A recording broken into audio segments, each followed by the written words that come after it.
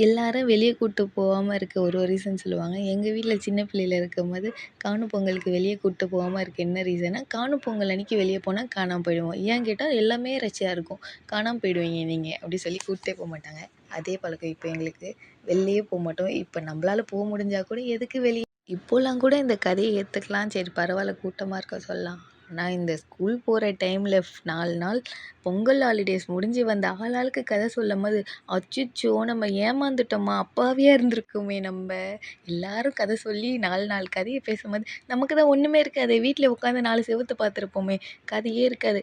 அப்ப நான் பட்ட வேதனை இருக்கே கடவுளே! அத நெனச்சு பாக்கல இன்னும் என் நெஞ்செல்லாம் எப்பயும் போல இந்த காணும் பொங்கலும் வீட்ல தான் செலிப்ரேட் பண்ணோம். சித்திங்கலாம் வந்திருந்தாங்க. சித்தி, அக்கா எல்லாரும் வந்திருந்தாங்க. எல்லாரும் சேர்ந்து சமைச்சு சாப்பிட்டுட்டு, ஒரு படம் பார்த்துட்டு, இவ்வளோ தான் காணும் பொங்கல். நாங்க எப்படி இருந்தோமோ, நீங்களும் அப்படிதான் இருக்கணும்னு முடிச்சு விட்டாச்சு.